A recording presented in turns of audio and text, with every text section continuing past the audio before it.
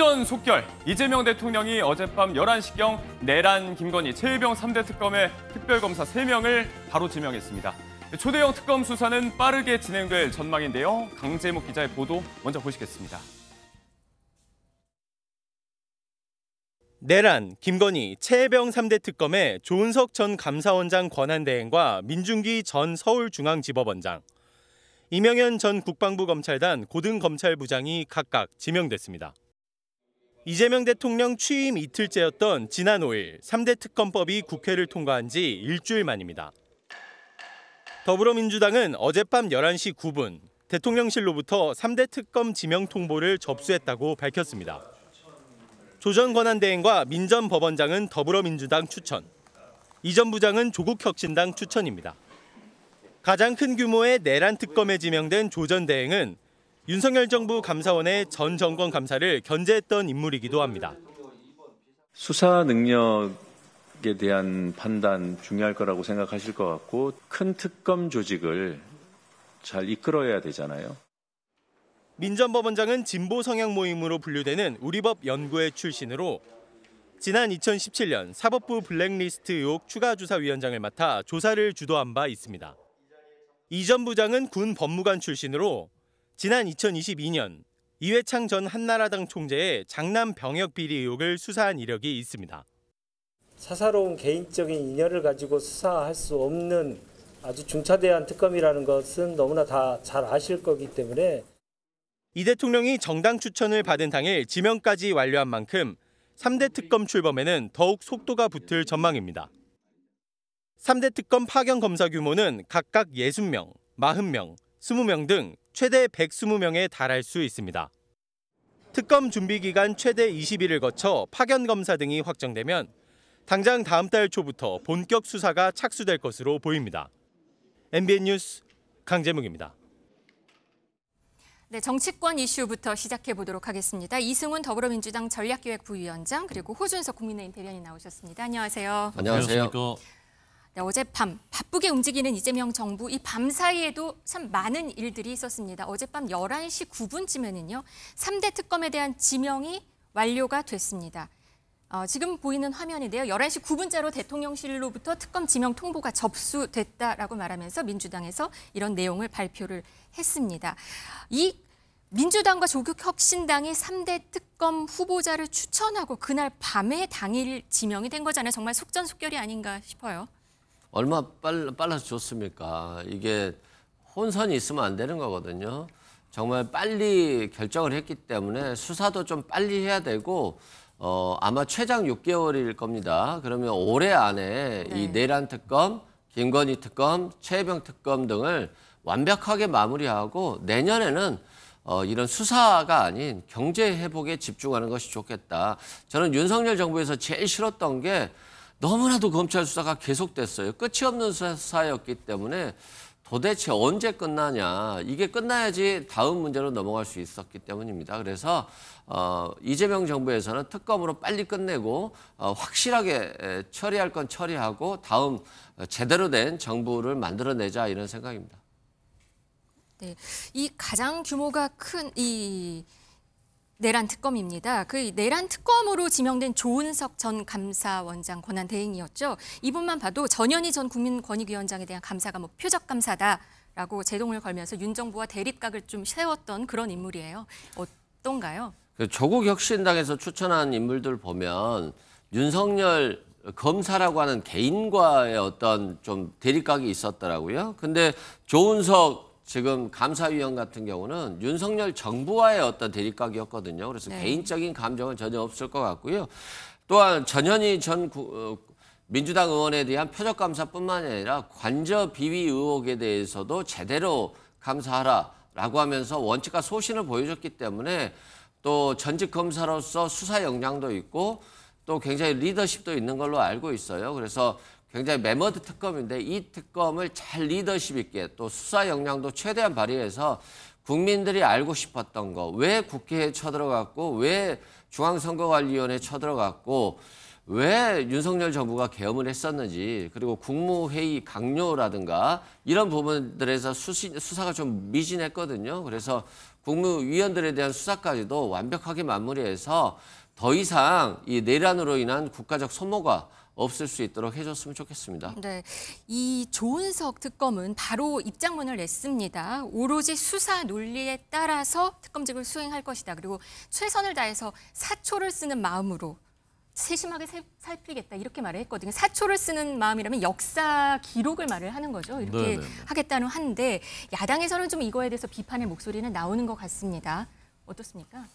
저도 오래전에 이제 검찰을 출입했을 때 그 당시부터 그 알던 이름입니다. 조은석 검사는. 네. 수사는 굉장히 잘하는 검사로 정평이 나 있었고 다만 그 오래 전부터도 이미 현재 여건과 친밀한 관계인 것으로 사실 알려져 있었어요. 검찰에서는 이것을 이제 부정한 사람은 없을 겁니다. 더군다나 이제 윤석열 정부 때는 감정적으로도 이제 그 대립을 했었던 상태이고 사실 이번 특검 법안은 사상 처음으로 여야가 합의 없이 한쪽 정파에서 일방적으로 특검을 임명할 수 있게 돼 있고 상대 정당, 그러니까 경쟁 정당을 마치 이제 범죄 집단인 것처럼 전방위로 수사할 수 있게 돼 있고 이런 그 위헌성이 있기 때문에 더더군다나 누구를 특검으로 임명하느냐가 이게 국민들은 이 부분을 관심 있게 보셨을 텐데 이 인선을 보면은 우려했던 쪽으로 가고 있다라는 생각을 저는 개인적으로 굉장히 강하게 했습니다. 이 조은석 특검 그렇고요. 그다음에 민중기 특검 마찬가지입니다. 우리가 김명수 대법원 체제에서 있었던 우리법연구회, 국제법연구회 얼마나 이념적으로 편향된 판결을 내렸는지를 지난 몇 달 동안에 우리가 그 많이 이제 알게 되지 않았습니까? 그런데 이 국제법 인권법 연구회 회장 출신이고 김명수 대법원 체제에서 아주 핵심적인 역할을 수행했던 그 판사인데 하필 지금 같은 때 국민들이 이렇게 지켜보고 있는 때 이런 분들이 특검을 했을 때 설령 수사 결과가 공정하다 하더라도 이미 여기에서부터 국민들이 의심을 하기 시작한단 말이죠. 저는 왜 그랬을까 이해가 되지 않고 마지막 한 명 그 최상병 특검 그 부분은 이제 좀 논란이 덜한 분인 것 같은데 이 최상병 사건은 사실 공수처가 지금까지 2년 동안 잡고 있었던 사건입니다. 공수처가 어떤 성향이고 어떤 행태인지 우리가 다 봤지 않습니까? 뭔가가 있었다면은 벌써 나왔을 거예요. 저는 여권이 이 최상병 특검에 대해서는 크게 기대하지 않는다라는 것을 보여준 그런 인사라고 생각합니다. 네. 특검 2명에 대해서는 조금 우려의 목소리를 냈습니다. 그런데요. 네. 너무 걱정 안 하셔도 될 것 같아요. 아마 윤석열 정부에서 하는 걸 봤기 때문에 걱정하실 거예요. 그런데 굉장히 신속하게 수사를 할 거고요. 특히 윤석열 전 대통령의 내란 행위에 대해서는 정말 심각한 범죄거든요. 대한민국 형법에서 가장 중한 죄입니다. 그래서 뭐 국민의힘의 국회의원들이 개입돼 있다라고 한다면 또 국민의힘 출신의 강요들이 개입돼 있다라고 한다면 다 수사 대상이고 이건 당연히 수사를 해야 되는 것입니다. 그리고 국민의힘이 반성해야 될 게 국민의힘 정부에서 윤석열 정부에서 수사했더라면 끝났을 일이에요 이미. 근데 왜 수사를 하지 않고 계속 미루고 또 특검도 미루다가 결국에는 대법원장 추천으로 하자고까지 민주당이 제안했잖아요. 그때 했더라고 한다면 근데 그것도 다 놓쳐서 결국에는 정부가 바뀐 상태에서 민주당과 조국혁신당이 추천했다는 점에서 뭐 당연한 거죠. 전 정부 수사하는데 어떻게 전 정부에게 맡겨놓을 수 있겠습니까, 수사권을. 그런 측면으로 좀 바라보시면 될 것 같고요. 좋은 결과로 저는 이어질 거라고 봅니다. 야당에서는 지금 비판의 목소리가 높습니다. 송원석 의원은 한밤중에 특검 지명을 놓고 정치 보복이 급했냐 이런 말을 했거든요. 한번 보시고 오겠습니다. 기본적으로 정치 보복이라고 생각을 합니다. 이재명 대통령은 선거 과정에서는 뭐 정치 보복은 없다라고 말은 했지만 실제로는 권력은 굉장히 잔인하게 써야 된다라고 얘기했던 분이거든요. 대통령이 일방적으로 그것도 어제 한밤중에 그걸 또 임명을 했다고 하더라고요. 과연 특검을 임명하는 것이 그렇게 시급한 일이었을까? 이 국정 현안이 그 많은 국정 현안이 있을 텐데 거기에 특검을 해서 어떤 경쟁했던 상대방 정당 이걸 공격하는 그런 내용으로 특검을 임명하는 것이 그렇게 급했을까? 특검 지명이 빨랐으니까 수사도 굉장히 빨리 시작하겠네요. 출범은 언제쯤 어떻게 될까요? 아마 뭐 다음 주 정도부터 벌써 출범하고 사무실 없고 특검보 없고 수사관들이 파견 받을 거라고 생각합니다. 수사는 빠를수록 좋죠. 이건 어떻게 보면 과거의 일에 대한 처단이고 처벌인 것이지 대한민국이 미래로 가는 과정은 아니잖아요. 그래서 빨리 해서 빨리 끝내는 게 좋고 저는 이게 길게 끝나라고 한다면 민주당 정부에 굉장히 부담될 것이다. 그래서 저는 뭐 정치 보복이 급했냐라고 하는데 이거 수사 안 하면요 직권남용이에요. 뭐 이재명 대통령이 수사하지 말라고 할 수 있겠습니까? 그리고 이제 김건희 여사에 대한 문제도 이번 특검을 통해서 정리가 좀 됐으면 좋겠어요. 2년 6개월간 너무나도 김건희 여사 때문에 소모적인 논쟁이 많았다. 그리고 아마 보수를 지지하는 국민들도 김건희 여사 때문에 나라가 망친 거 아니냐 이런 생각들을 많이 갖고 있어요. 그래서 빨리 털 건 털어버리자. 그리고 이걸 수사하지 않으면 무법국가로 가자라고 하는 것이기 때문에 좀 국민의힘도 이제는 이런 부분은 좀 털고 가시는 게 낫지 않나 싶습니다. 그런가 하면 차명 부동산 보유, 차명 대출 의혹이 불거졌던 오광수 신임 민정수석에 대해서는 사표가 수리됐습니다. 대통령실 브리핑 보고 오시겠습니다. 오광수 민정수석이 어젯밤 이재명 대통령께 사의를 표했습니다. 이재명 대통령은 공직기강 확립과 임사 검증을 담당하는 민정수석의 중요성을 두루 감안해 오 수석의 사의를 받아들였습니다. 대통령실은 이재명 대통령의 사법개혁 의지와 국정 철학을 깊이 이해하고 이에 발맞춰 가는 인사로 조속한 시일 내에 차기 민정수석을 임명할 예정입니다. 네, 새 정부 첫 고위직 인사 낙마 사례입니다. 임명된 지 지금 닷새 만이에요. 근데 여권에서는 좀 긍정적인 반응을 좀 보이고 있는 것 같습니다. 저도 개인적으로 좀 다행이다라고 생각을 해요. 솔직히 민정수석이라고 하는 자리는 굉장히 중요하잖아요. 인사라든가 모든 사정기관을 총괄하고 있기 때문에 그런 측면에서 좀 부담스럽고 이재명 대통령에게 부담스럽겠구나라고 생각했는데 그래도 이번에 한 번은 그냥 가지 않을까? 너무 정권 초에 낙마가 되면 차기의 이제 장관이라든가 총리 인선이라든가 이런 것에 있어서 이게 또 부담으로 다가올 수 있거든요. 네. 그럼에도 불구하고 오광수 수석에 대한 문제점들을 빨리 털고 나간 점에 대해서 이재명 정부가 윤석열 정부와 좀 다르다라고 하는 시각을 줄 수 있는 확실한 모습을 좀 보여줬다 생각되고 다소 정부가 밀리는 거 아니야라고 하는 말을 듣는다 할지라도 국민이 부담스러워하고 여권 내에서도 좀 부담스러워하면서 이게 낙마시키는 게 낫지 않냐라고 하는 우려가 많이 제기된 사안들에 대해서는 네. 조금 좀 폭넓고 포용적으로 결정을 해주시면 좋겠고 또 대통령이 이번에도 큰 결단을 내렸다라고 생각됩니다. 민정수석 자리가 아까 말씀하신 대로 막강한 힘을 좀 갖고 있는 자리잖아요. 그만큼 또 높은 도덕적인 기준이 있어야 되는 자리이기 때문에 사실 역대 정권마다 이 민정수석에 대해서는 많은 인사들이 거쳐간 곳이기도 한 것 같습니다. 이재명 정부 민정수석 잔혹사 이재명 정부에서 좀 반복되지 않을까라는 생각, 우려가 또 나오긴 해요. 우려라고. 잘 털어냈다. 네. 큰 결단을 하셨다. 이렇게 하는 것은 저는 국민들한테 도리는 아닌 것 같습니다. 어쨌건 인사 검증이 잘못된 것이고 잘못된 인사를 한 것이지 않습니까? 그러면 책임을 느끼고 사과를 해야 되는 거지. 그렇게 평가하시는 것은 저는 납득하기가 어려운 부분이고요.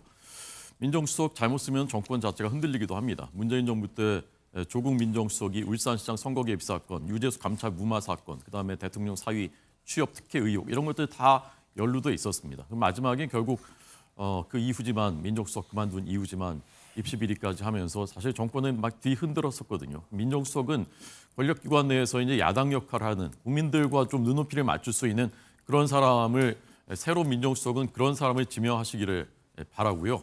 아까 이제 말씀한 기회를 안 주셨는데 그 특검에서요.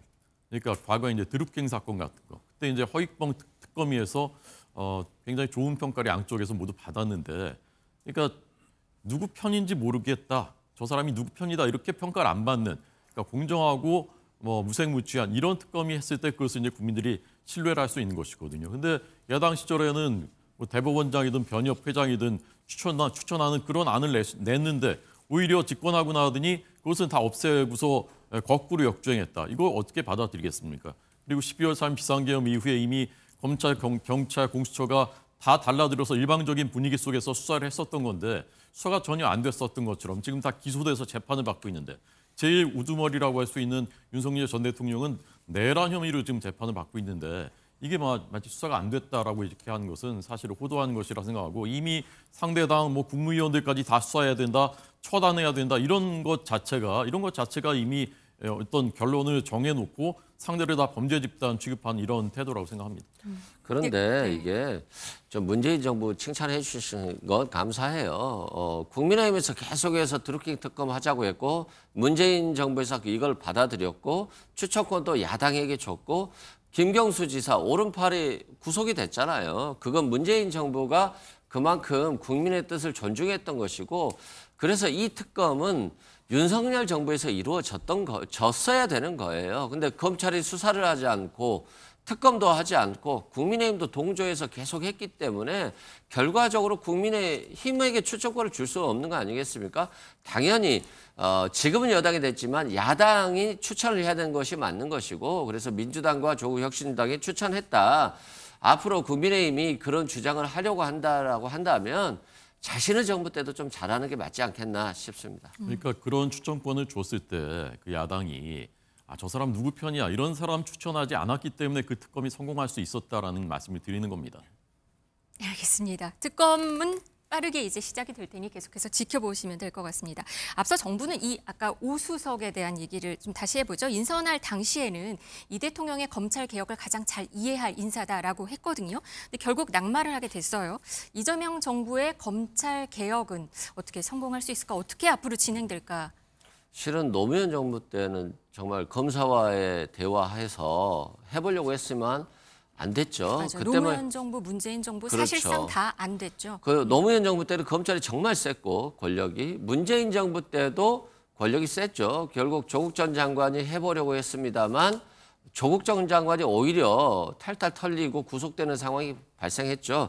그런 측면에서 우리가 반면교사로 삼아야 될 것 같고 결국에는 정치보복에만 집중했던 죽은 권력에만 집중했던 검찰을 이용하지 않는 건 좋다. 그래서 검찰의 힘을 빼는 건 좋다. 다만 검찰의 힘을 빼는 것들이 결국 이게 민생수사, 서민수사까지도 제대로 안 되면 안 된다. 여기에 좀 방점이 있는 것 같아요. 그래서 검사들의 권력이 줄어드는 것에 대해서는 저는 적극 찬성하고 다만 검찰의 권력을 줄이는 과정에 있어서 혹여나 민생, 서민들의 수사까지도 지연되는 효과가 발생하면 안 되기 때문에 이런 점들은 저는 국민의힘이라든가 뭐 검찰이라든가 다양한 의견을 들어서 빠른 시일 내에 현명한 결정을 하는 것이 맞다라고 생각됩니다. 네, 한밤에 임명된 특검 이야기 그리고 초기에 다소 삐걱였던 인사 문제까지 이야기해봤고요.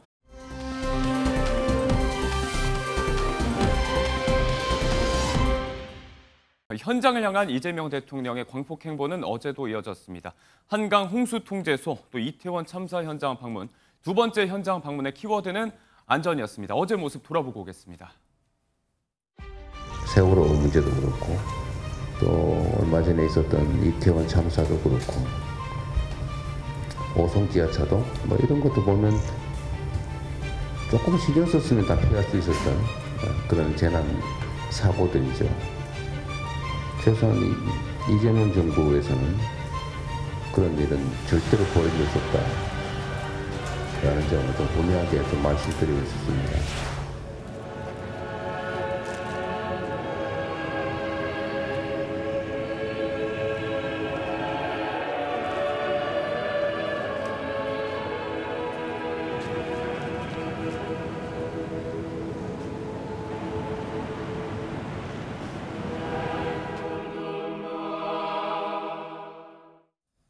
지난달 말에 유세 현장에서 대형 참사 문제 언급하면서 이태원 참사 이야기가 나왔었고 또 취임 선서에도 이 내용이 포함이 됐었습니다. 그리고 취임하고 나서 처음으로 현장을 찾은 셈인데 일단은 이게 원래 예정에 있던 일정은 아니었다면서요? 그렇죠. 뭐 이재명 대통령이 안전을 강조하기 위해서 찾았던 것 같아요. 근데 지금 생각해 보면 세월호 참사도 그렇고 이태원 참사도 그렇고 왜 저런 일이 일어났을까? 세월호 참사 때 빨리 아이들이 구출할 수 있도록 해줬어야 되는데 선장만 가만히 있으라고 해놓고 본인이 가장 먼저 나왔잖아요. 이건 인재거든요. 이태원 참사도 굉장히 오랜 시간 동안 사고 발생 위험이 있었고 이게 112 신고, 119 신고 등이 엄청나게 들어왔음에도 불구하고 확실하게 대처를 해주지 못한 채 결국에는 정말 참사가 발생했어요. 예. 그럼에도 불구하고 그 무능을 탓하고 반성하지 않고 이게 뭐 참사가 아니다, 그냥 사고다, 희생자가 아니라 사망자다라고 하는 이런 표현 자체에만 집중한 그런 무능한 정부였거든요. 그래서 이재명 정부는 정말 안전한 정부, 민생 정부로서 빠르게 움직일 수 있는 네. 그런 정부였으면 좋겠다 이런 생각이 듭니다. 이번 정권에서는 그런 일이 절대 벌어질 수 없다라고 공언을 했는데 이 사고 발생의 원인 규명을 떠나서 실제 참사가 있었던 3년 전 윤석열 전 대통령의 당시 대처를 두고 좀 아쉽다는 이야기도 많이 나왔었습니다. 당시의 모습을 잠시 돌아보고 오겠습니다.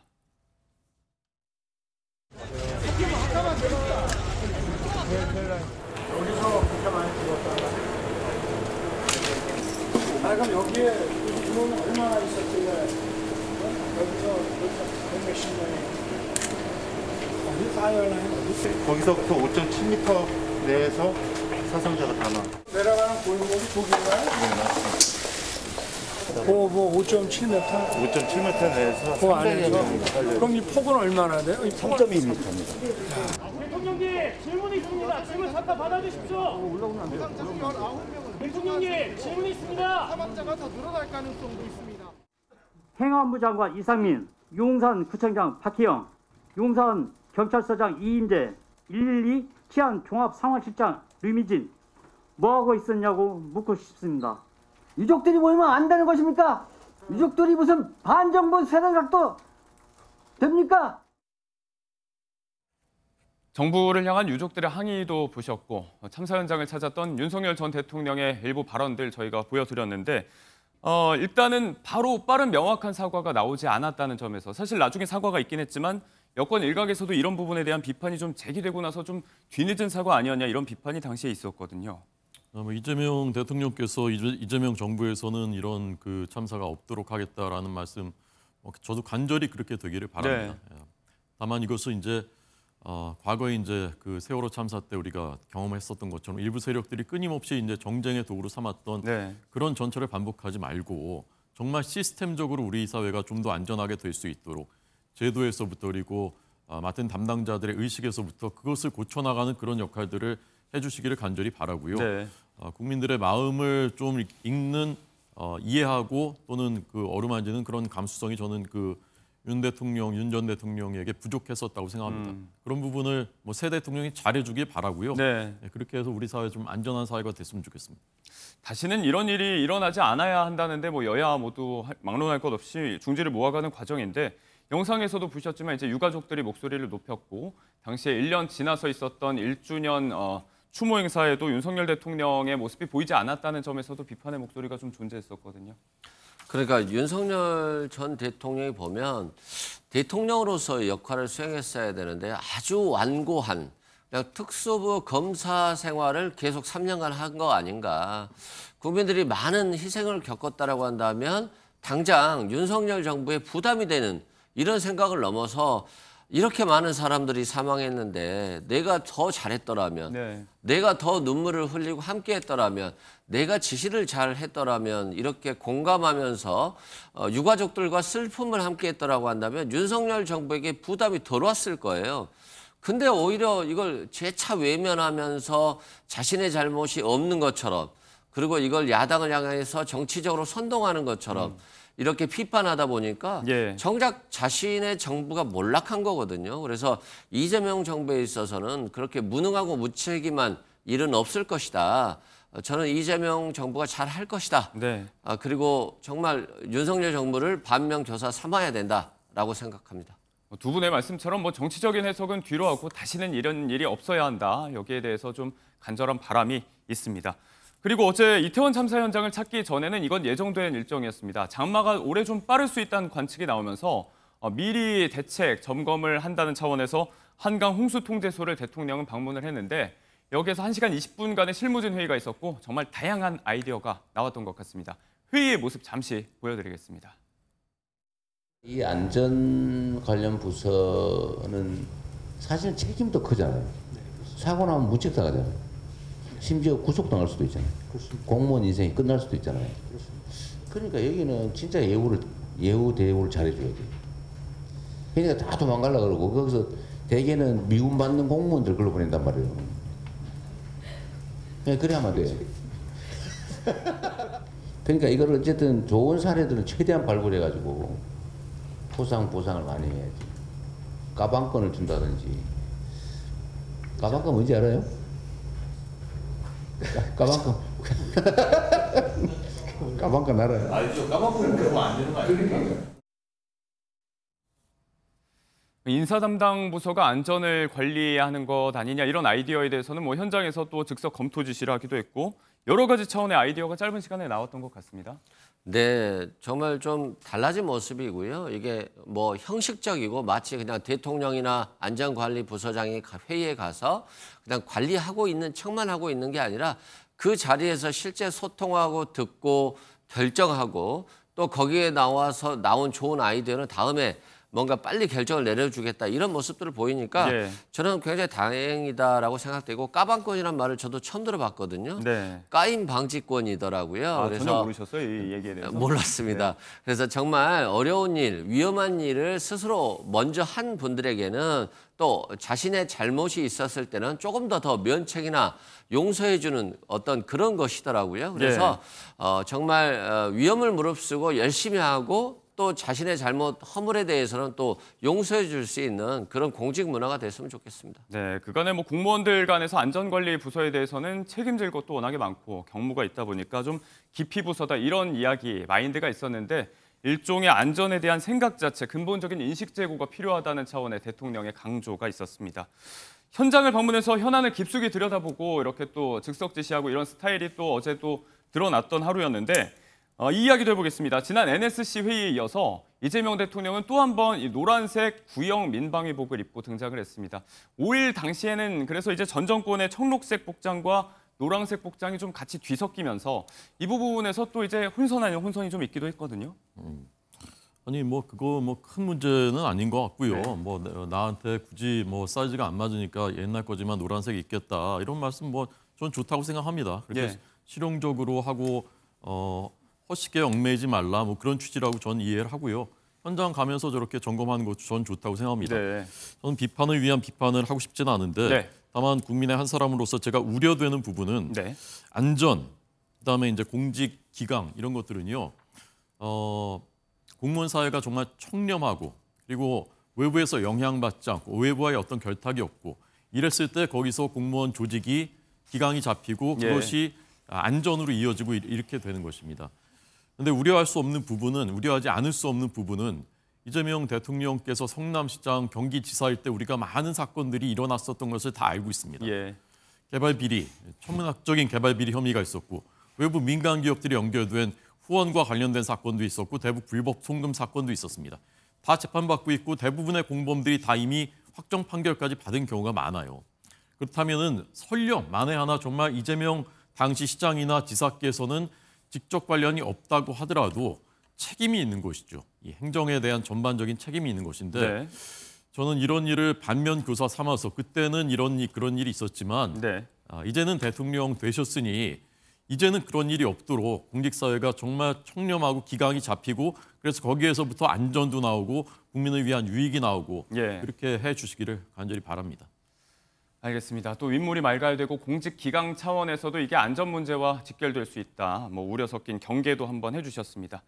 이런 가운데 이재명 대통령의 취임 첫 주 국정 지지율을 알아볼 수 있는 여론조사 결과가 들어와 있습니다. 일단 전국지표 조사 결과 9일부터 이뤄진 평가고요. 국민 53%가 국정 운영 잘하고 있다. 19%가 부정평가를 내놨습니다. 일단은 과반의 여론이 긍정적인 평가를 하고 있어요. 실제 이제 53% 정도를 높다라고 볼 수는 없죠. 정권 초기이기 때문에 당연히 더 높아야 되는데 이번 대선 과정에서 봤듯이 굉장히 분열적이었거든요. 국민의힘이 내란으로 치러진 선거임에도 불구하고 42% 가까운 지지를 받았어요. 그건 그만큼 여야 간의 분열이 크다라는 말도 되고 이재명 대통령에 대한 아직 믿음이 부족하다는 말도 되거든요. 그래서 이제 임기 시작했으니까 5년 동안 이재명 정부가 정말 유능한 정부, 경제에 있어서는 이재명이라고 하는 어떤 역사가 수십 년 후에도 경제는 이재명 대통령이 잘했어라고 네. 하는 기억들을 남을 수 있도록 좀 잘 해주셨으면 좋겠고 또 윤석열 정부에서는 책임지는 사람들이 없었어요. 어떤 재난이 발생해도 책임지고 사퇴하는 사람이 없고 또 사퇴시키는 사람이 없었기 때문에 이재명 정부에서는 신상필벌, 잘못한 게 있으면 확실히 벌하고 잘한 게 있으면 상을 주는 그런 방식으로 성과를 좀 냈으면 좋겠고요. 마지막으로 올해 내란 특검이든 김건희 특검이든 잘 마무리하고 내년부터는 더욱더 통합에 좀 더 신경을 써주셨으면 좋겠다라고 생각합니다. 현안 관련된 평가를 주고 계신데 지금 저희가 보여드리는 그림은요. 이재명 대통령이 당초 예정대로 오늘 재계 총수와 단체장들과 간담회를 가졌다는 소식을 전해드리면서 이 그림을 함께 보여드리고 있습니다. 화면에 보시고 계신 이재용 회장, 최태원 회장 등의 재계 인사들, 경제 6단체장이 함께 참석해서 경제 활성화를 위한 활로를 모색하는 자리가 조금 전에 회동이 이루어지면서 만들어지고 있다는 이야기를 잠시 지금 들어온 소식으로 전해드리도록 하겠습니다. 네, 이렇게 인수위 없이 출범한 상태 국정평가의 기반에는요. 대통령실 직원들의 경무 이야기도 있습니다. 과로 때문에 응급실로 또 실려갔다는 직원의 이야기를 저희가 며칠째 하고 있는데 이른바 어쩌다 공무원이라고 하죠. 별정직 공무원들의 근태 문제도 논란이 되고 있습니다. 이 부분에서 이제 대통령실의 브리핑도 있었고 인력난을 겪고 있는 배경, 이 차원에서 설명이 좀 이루어졌거든요. 네, 아무래도 뭐 전 정부에서는 어쨌지 않냐 뭐 이런 것보다는 이재명 정부는 확실하게 일을 열심히 하겠다.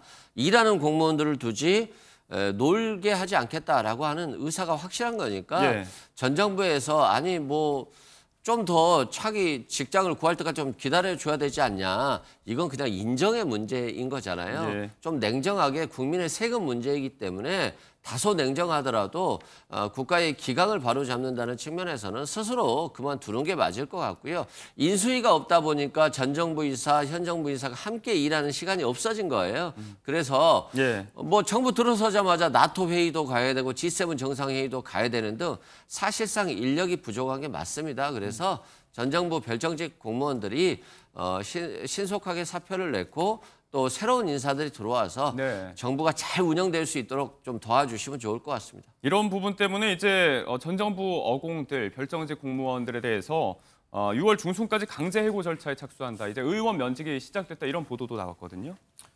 원래 정권 바뀌면요, 그 대통령실의 이른바 어공, 원래 공무원이 아니었던 분들은 다 바뀌는 거예요. 당연히 면직되는 거예요. 근데 이 부분에 대해서 이제 어제 그 설명도 저희 당 미디어 TV에서 나왔지만 이전 정부 때도 똑같은 것이 있었습니다. 그때는 오히려 숫자가 150명에서 180명이 있었는데 50일간 유예를 줬다. 네, 그렇습니다. 그 다른 행정관들을 임용을 해야 되잖아요. 그러려면 청와대 대통령실 직원은 신원조회를 또 다 해야 됩니다. 그 기간도 필요하고 또 원래 있었던 그 이른바 어공들이 또 다른 그 직업을 구하고 이런 과정도 있기 때문에 그 기간을 기다려줬고 급여도 다 지급했다는 거죠. 그런 이제 선례에 따라서 이분들도 대부분이 이미 사직원을 내고 그 협의 결과를 기다리고 있는 건데 이것을 마치 이제 전 정부 망신주기식으로 뭐 그냥 버티고 있다, 죄다 이렇게 하는 것은 저는 이게 이런 식으로 그 전 정부를 그냥 근거 없이 망신 주는 것은 결국 현 정부한테도 다 이제 나중에 그 부담이 되는 겁니다. 저는 이 대통령이 지금 49% 득표했었는데 53% 올라간 것은 제가 보기엔 그렇습니다. 미국 정상 통화하고 일본 정상 통화하고 G7 참석하고 이렇게 실현과 통합으로 가겠다. 그런 의지들이 국민들이 그래 정말 그렇게 하려나 보다라는 것이 뒷받침이 되면 이렇게 올라가는 건데 아까 말씀드린 그런 특검 인사라든가 그다음에 이런 것들 이렇게 가면은 저는 그것은 국민들이 금방 평가할 거라고 생각합니다. 네.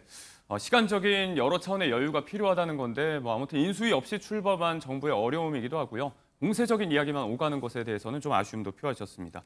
인수인계가 좀 부족한 부분, 부재했던 부분에 대한 부작용은 인력 문제 말고 또 있습니다. 대통령실 홈페이지를 보면 지금 세 단장 중이다. 아예 멈춤 상태고 홈페이지고 SNS 공식 계정이고 전부 다 일단 못 쓰고 있는 실정인데 소유권을 못 넘겨받았다는 이야기가 나오고 있어요. 이 부분에 법적 검토도 지금 하고 있다면서요? 아마 이게 정부 소유이기 때문에 그냥 아이디와 비밀번호만 주면 될 거예요. 그런데 이걸 책임지는 인사가 건네주지 않는 것 같고요. 또한 지금 윤석열 정부에서 특징은 윤석열 전 대통령이 검찰총장 출신이었잖아요. 그래서 문재인 정부를 수사하면서 뭐 민정수석실이든 청와대의 컴퓨터들을 다 조사해서 수사로 이끌어간 적이 있어요. 예. 그래서 자신들에 대한 수사도 있을 것이다라고 생각을 하고 모든 관련 자료를 다 대통령 기록물로 해서 보내버린 거예요. 그러다 보니까 연필도 없고 컴퓨터도 없고 프린터기도 없는데 네. 이제는 대통령실 홈페이지에 소스 코드까지도 안 준다는 거잖아요. 그만큼 수사를 대비한 증거인멸이 대대적으로 이루어졌다라고 볼 수밖에 없을 것 같고요. 네. 앞으로 이런 것들은 이제 차기 정부로 또 넘어갈 때도 또 문제가 될 것 같거든요. 그래서 이런 분들은 제도화를 좀 시켜서 이렇게 차기 정부가 일을 할 수 없을 정도로 아무런 것들이 없게 하는 거 네. 이런 문제는 다음에는 일어나지 않아야 되지 않나 싶습니다. 말씀하신 뭐 근데 이제 증거인멸에 관한 의혹 부분은 전 대통령실에서 선을 그었기 때문에 이후에 수사 상황을 좀 지켜봐야 된다는 말씀을 덧붙이겠습니다. 이런 대통령실이 밝히고 있는 업무 환경에서의 어려움, 인력 문제도 그렇고 이런 기술적인 문제도 그렇고요. 일단 뭐 부위원장님께서 말씀하신 대로 다음 주에 당장 G7 일정이 있고 나토 참석도 좀 불투명하고 이제 또 가을에는 에이펙도 있고 산적한 현안들, 외교 현안이 너무 많은데 지금 또 이제 안보실의 경무 논란도 불거지고 있더라고요. 잘 진행이 될 거라고 어떻게 보십니까? 새 정부 대통령이 탄생하면요. 경무 다 경무예요. 다 힘듭니까? 모든 대통령실 직원들이 새벽 6시 출근하고 밤에 뭐 거의 퇴근 못하고 늘 그런 겁니다. 그것은 뭐 개인들한테는 안타깝고 죄송한 일이지만 예. 국가를 위해서 하는 것이니까 이제 그렇게 또 이제 하시는 거죠. 지금 이제 나토 정상회의 오늘 보도 보니까 참석을 검토하는 쪽으로 선회한다라고 하는데 저는 개인적으로 굉장히 높이 평가하고요. 예.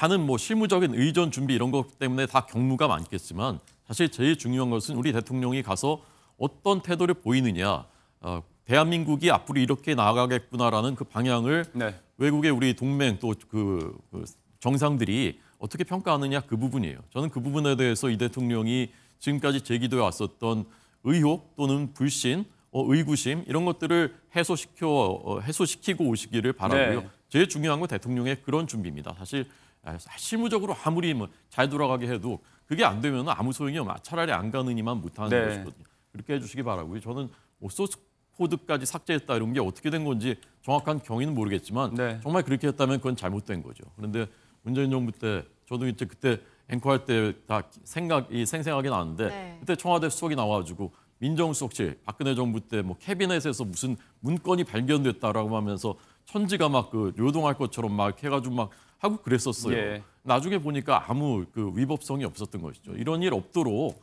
앞으로 아까 말씀하신 대로 제도적으로 좀 어떤 그 시스템을 잘 마련했으면 좋겠습니다. 당장 주말에도 캐나다로 출국하는데 대통령이 데뷔 무대에서 어떤 방점을 찍는지가 결국은 중요하다는 말씀입니다. G7 이후에 한번 보도록 하겠습니다. 네.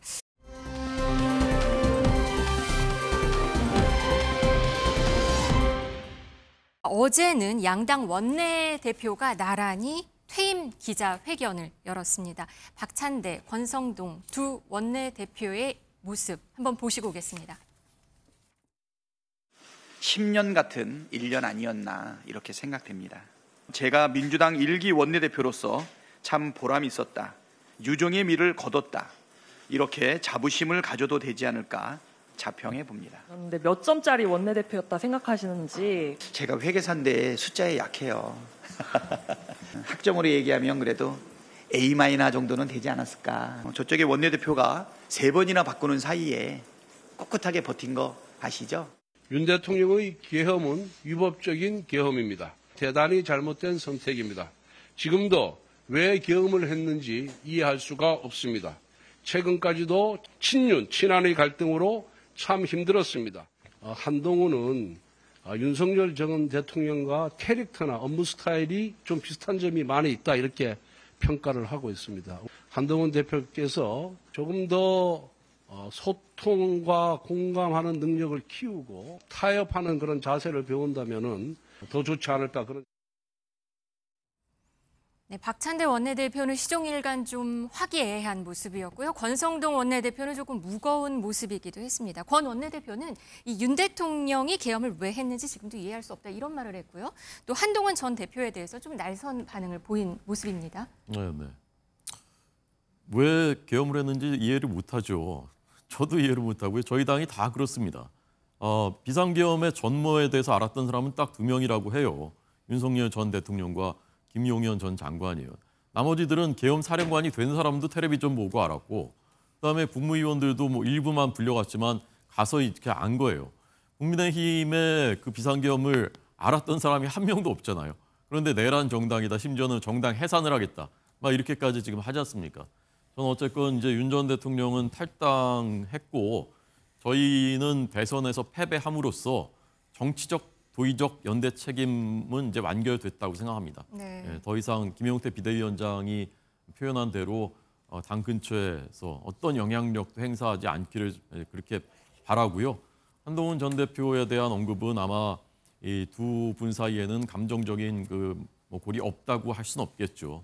그렇지만 어쨌건 서로에 대한 그런 고언들도 그걸 잘 받아들여서 조금씩 좀 더 큰 지도자가 돼가는 사람이 결국은 승자가 되지 않겠나, 저는 그렇게 생각합니다. 그런데 이 국민의힘 새 원내대표 선거에 송원석, 김성원 의원이 출사표를 던졌는데 네네. 사실상 뭐 친윤이다, 친한계의 대결이 아닌가 이런 분석이 나오거든요. 근데 이제 최종 출마자가 2명으로 정해진 건 아니고 추가로 이제 출마할 수 있는 분들이 거명이 되고 있거든요. 네. 그래서 구도는 그걸 이제 봐야 될 것 같고, 만약에 이 2명 후보들만 나온다면은 지역도 딱 대비가 되고 TK와 수도권 그리고 이제 개파도 대별이 되고 이렇게 하기 때문에 상당히 주목되는 당의 앞으로의 방향과 관련해서 상당히 주목되는 대결이 될 것 같습니다. 네, 이 와중에 또 당을 향해서 연일 또 어떤 목소리를 내고 있는 홍준표 전 대구시장은 귀국을 암시하는 그런 메시지를 냈습니다. 미국 하와이에 지금 체류를 하고 있는데 빨간 모자에 파란 티셔츠를 입고 지금 보이는 화면인데요. 홀가분하게 돌아가겠다, 이런 글귀를 적었습니다.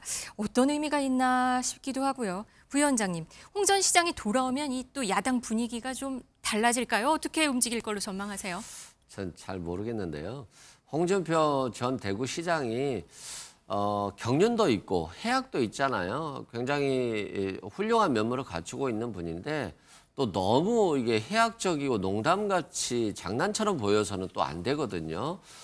국민의힘이 지금 대선 패배에 있기 때문에 힘든 시기인데 너무 좀 편한 모습은 좀 불편해 보일 것 같고요.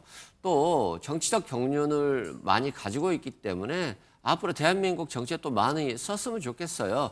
저는 그렇습니다. 국민의힘에는 돌아가지 않을 것이다. 탈당까지 한 사람이 어떻게 돌아가겠냐. 네. 그래서 뭐 이준석 대표라든가 또는 새로운 삼신당을 좀 창당까지도 고려해 볼 것 같은데 결과적으로는 국민의힘이 쇄신하지 못하고 변화하지 못한다라고 한다면 홍준표 전 대구시장의 정치적 공간이 넓어질 것이고 국민의힘이 잘 한다라고 한다면 결국 정계 은퇴하시고 손주 보지 않으실까 싶습니다. 알겠습니다. 신당 창당 얘기까지 들어봤습니다. 지금까지 정치권 소식 두 분과 함께 얘기 나눠봤습니다. 고맙습니다. 고맙습니다.